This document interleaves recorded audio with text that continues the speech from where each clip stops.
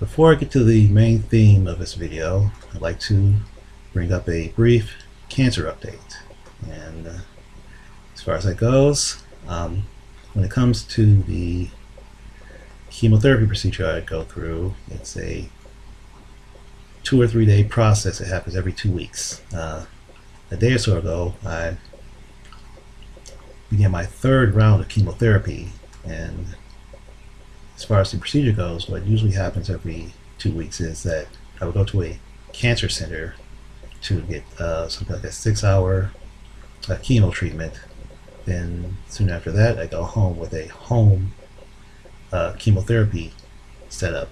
That being the case, let me show you. And what we have here is a fanny pack that contains the chemotherapy pump here and the chemo there, which is almost out, fortunately. I'm gonna call it that. Also, here's the connection, which goes to my chest as opposed to my arm. And though I'm not entirely happy about being on chemo, what I can say is that having an IV hooked up to your chest instead of your arm makes it easier to go to the bathroom. I guess I'll go to the main theme after that. Anyway,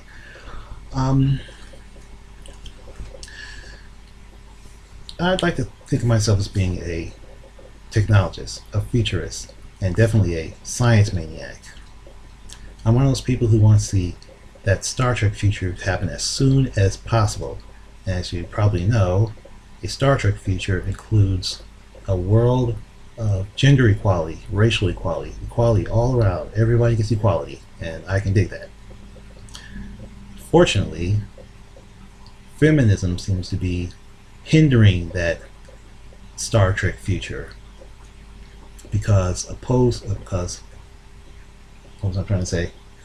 contrary to what you may have heard, feminism is not about gender equality. It is about female supremacy.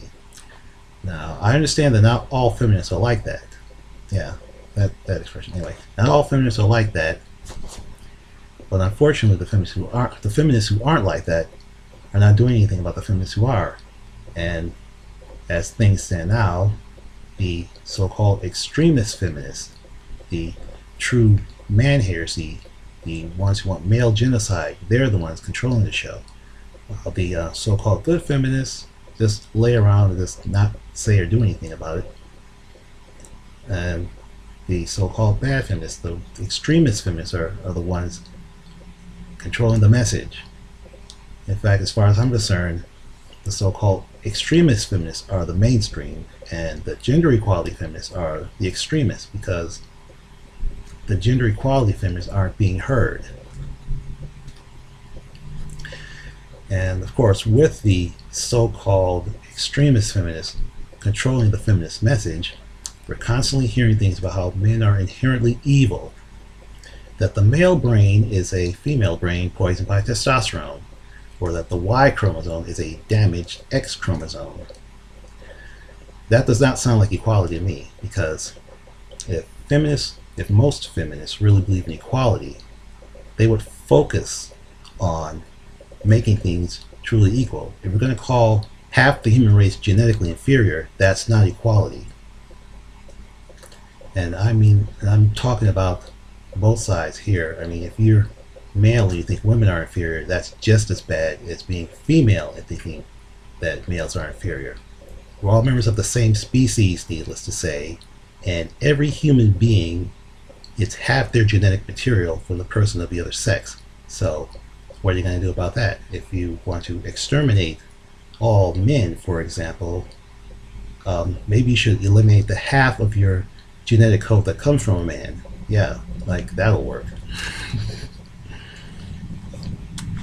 And of course, one of the biggest problems I have with feminism and its female supremacist tendencies is that, like all other supremacist movements throughout history, they usually call for genocide.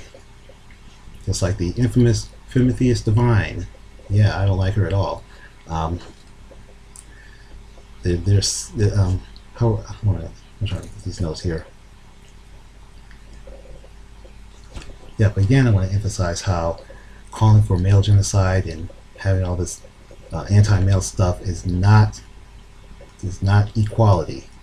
But more to the point, if you're a feminist and you're certain that men have oppressed women throughout history, why don't you get a time machine, go back in time and take it up with them? I repeat, get a time machine, go back in time and take it up with them. Yep, I'll even support you. Yeah, of course, time travel is probably centuries away, but whatever the case.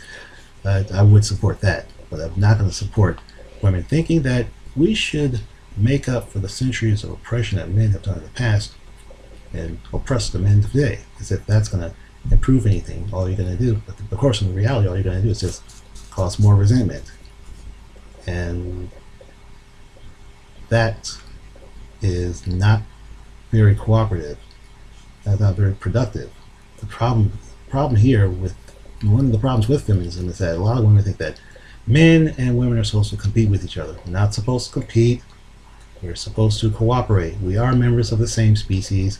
We are members of the same human family, but yet you have all this unnecessary competition as if it's a winner-take-all situation and one side has to defeat the other. That's crap and scrap.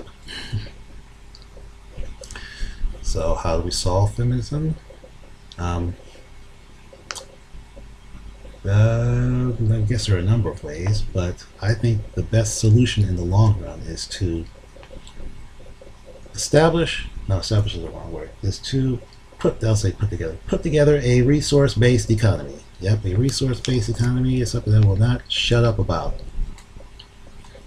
So yeah, a resource-based economy is probably ultimately the best way to get rid of feminism, because one of the biggest things about a resource-based economy in this regard is that money does not exist in a resource-based economy. All goods and services are free, and as we all know, feminism is fueled by money, and it would be kind of pointless to practice feminism to get money from a government that won't exist in RBE, or to get money from for child support or alimony when money doesn't exist and you can get what you need for free anyway. So in that case, feminism won't work, or won't work. Let's say that. Also in RBE, there will be equality for all people. That's mainly because the primary goal of an RBE is to maintain the survival of the human race as well as life on Earth.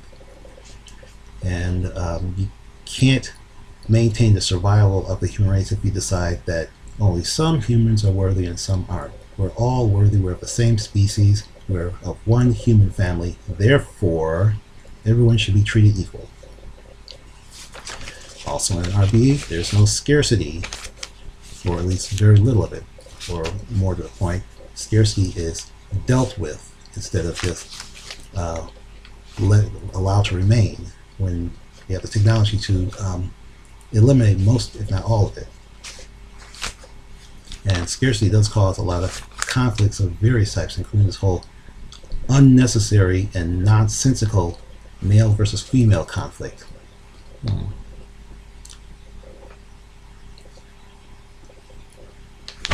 Let's see, I would say that there's probably a number of other things I can talk about, how I can discuss.